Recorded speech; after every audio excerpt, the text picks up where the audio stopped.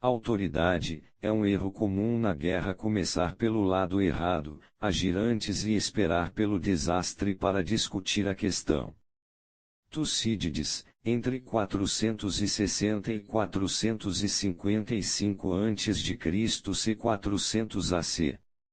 Inverso. A grande estratégia envolve dois riscos que você deve considerar e combater. Primeiro, os sucessos que ela lhe proporciona em suas primeiras campanhas podem ter o mesmo efeito sobre você que a vitória fácil no campo de batalha sobre um general, embriagado de triunfo. Você talvez perca o sentido de realidade e proporção de que dependem seus movimentos futuros. Até mesmo excelentes grandes estrategistas, como Júlio César e Napoleão, acabaram vítimas desta dinâmica. Perdendo a noção da realidade, eles começaram a acreditar que seus instintos eram infalíveis. Quanto maior a vitória, maior o perigo.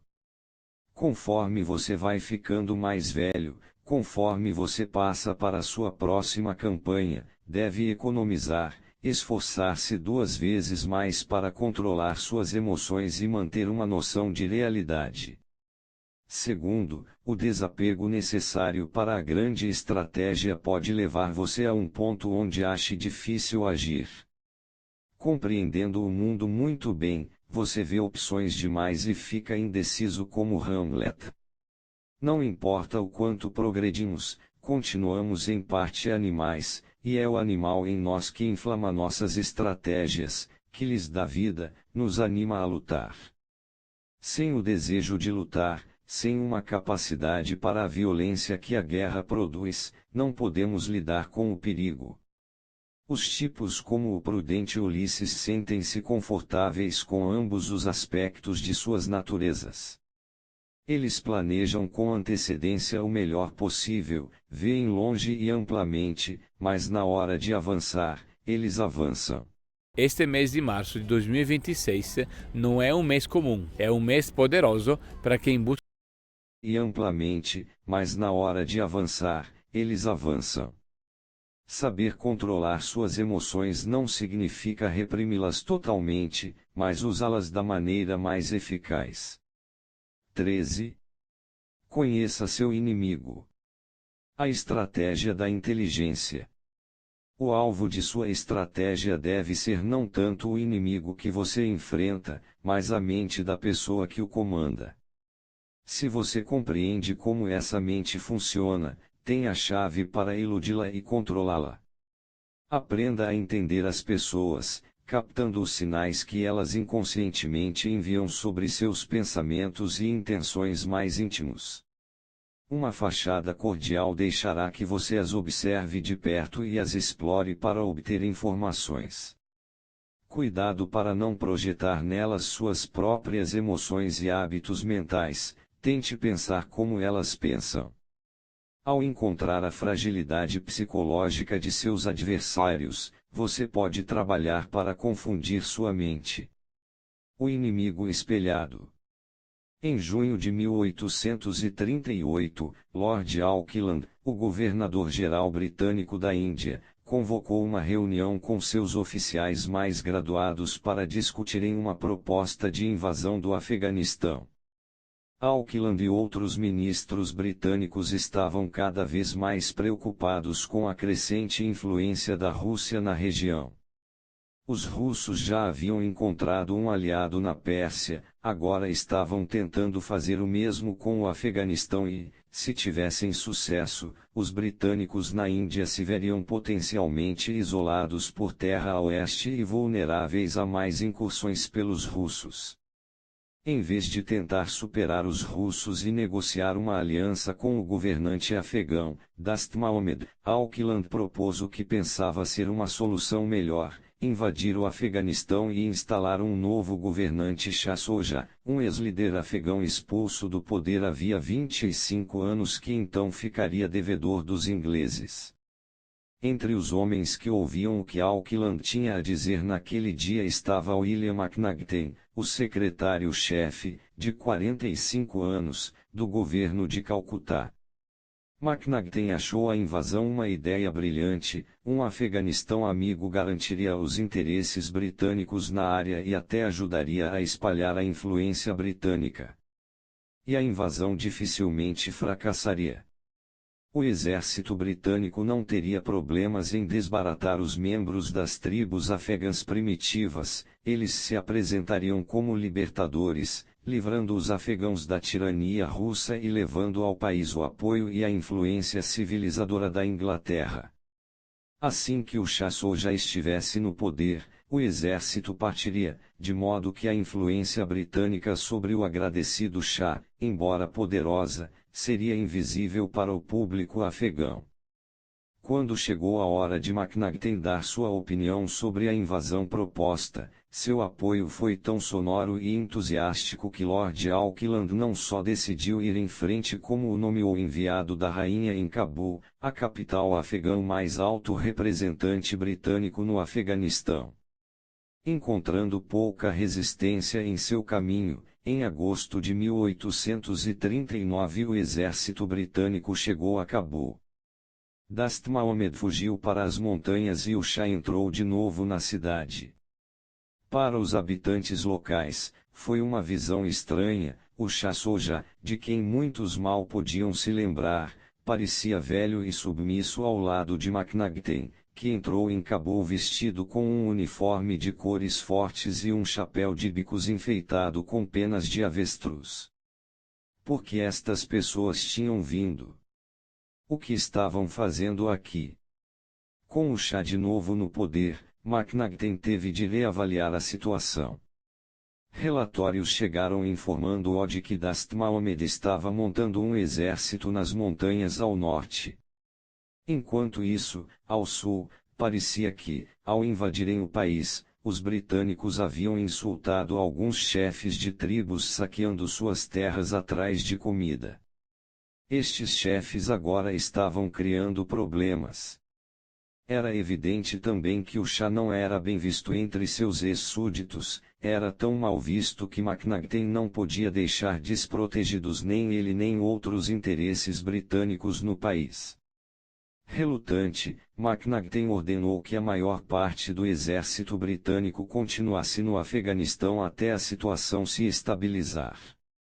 O tempo passou e McNagten acabou decidindo permitir que oficiais e soldados desta força de ocupação cada vez mais permanente mandassem buscar suas famílias, para que a vida fosse menos difícil para eles.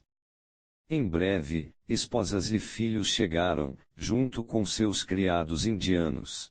Nenhum anúncio que você vê hoje é dinheiro meu. Como que você faz isso, Thiago? Eu descobri que tanto o Google quanto o Facebook...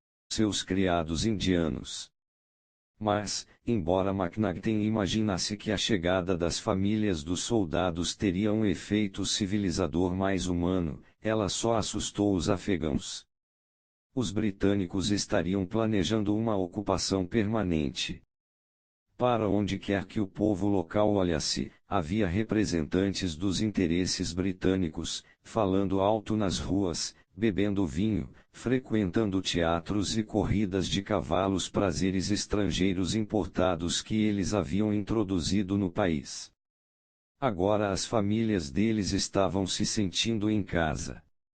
Um ódio por tudo que fosse inglês começou a criar raízes.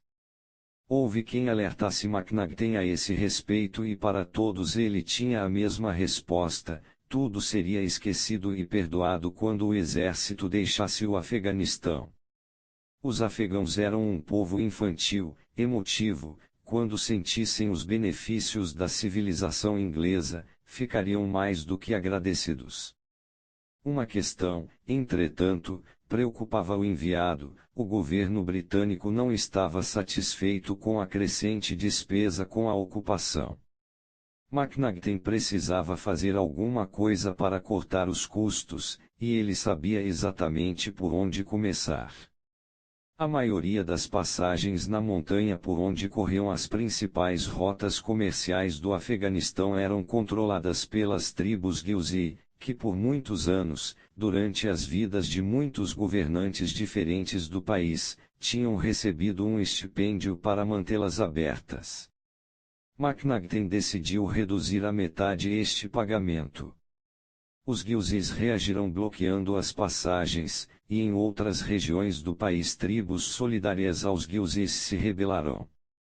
McNagten, apanhado de surpresa, tentou abafar estas rebeliões, mas não as levou muito a sério, e oficiais preocupados que lhe diziam para reagir com mais vigor eram censurados por estarem exagerando.